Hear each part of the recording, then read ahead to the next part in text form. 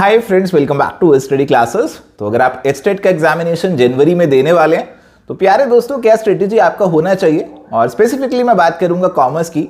अब देखो, समय आपके पास ज़्यादा है नहीं, और एचटेट का जो पेपर है इसमें कॉमर्स के अलावा और भी बहुत सारी चीज़ें आपको पढ़नी पड़ती हैं।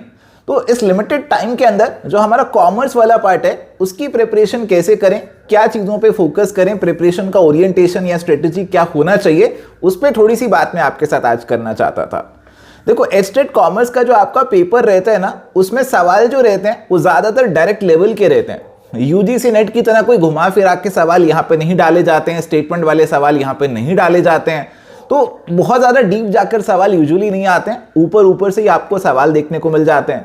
काफ़ी सारे सवाल आपके कोर फैक्ट ही होता है, सिंपल फैक्ट पूछ लेते हैं, कौन सी थ्योरी किसने दी, कौन सा सेक्शन किससे जुड़ा हुआ है, कौन सा अकाउंटिंग स्टैंडर्ड या कौन सा end S international accounting standard किससे जुड़ा हुआ है, इसकी फुल फॉर्म क्या होती है।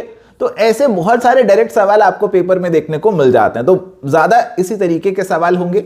इसके अलावा ये पेपर के अंदर आपको न्यूमेरिकल्स भी काफी देखने को मिलते हैं। देखो, न्यूमेरिकल प्रॉब्लम्स अकाउंटेंसी वाले सेक्शन से काफी बन जाते हैं, और अकाउंटेंसी के अंदर भी स्पेसिफिकली मैं बात करूं तो सबसे इंपॉर्टेंट आपका पार्टनरशिप अकाउंटिंग का टॉपिक है। तो पार्टनरशिप के अंदर आपका जो रेशियोज रहती हैं कि ओल्ड पार्टनर आया, ओल्ड पार्टनर चला गया, न्यू पार्टनर आया, गेनिंग, सेक्रीफाइसिंग, ये सब इंपॉर्टेंट है। इसके अलावा गुडविल को लेकर भी आपका न्यूमेरिकल सवाल बन सकता है।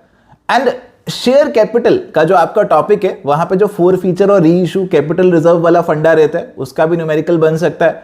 इसके अलावा आपका जो रेशियो एनालिसिस का टॉपिक है, वहां से भी आपको न्यूमेरिकल सवाल देखने को मिल सकते हैं। देखो, कोई बहुत बड़े बड़े न्यूमेरिकल तो नहीं होंगे तो सीधे सीधे ही, बट आपको अपने एंड पे थोड़ा सा मेंटली प्रिपेयर होकर जाना पड़ेगा, थोड़ी सी प्रैक्टिस करके जानी पड़ेगी। इसके अलावा भी न्यूमेरिकल बन सकते हैं, जैसे पिछली बार आपका बीआरएस बैंक रिकंसिलिएशन स्टेटमेंट के ऊपर भी न्यूमेरिकल आ गया था। तो इसके अलावा भी और छोटे मोटे टॉपिक्स में न्यूमेरिकल जरूर बन सकते हैं, बट ये कुछ इंपॉर्टेंट चीजें हैं जो आप ध्यान में रखिए। एंड प्यारे दोस्तों, जो आपका प्रिपरेशन है अभी इस स्टेज पे, उसके अंदर कुछ कुछ प्रैक्टिस जरूर इनकॉर्पोरेट करना।